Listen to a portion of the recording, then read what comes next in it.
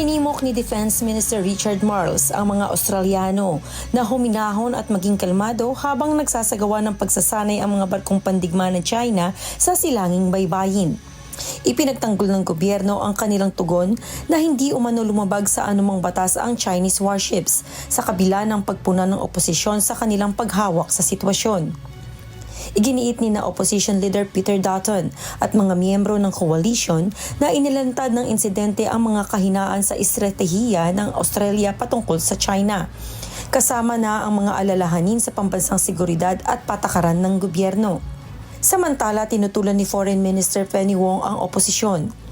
Sinabing ang pagpapatatag ng relasyon sa China ay hindi nangangahulugan ng pag-eliminate ng disagreements at pag-aakusa ng coalition para gamitin ang issue para sa kanilang political gain.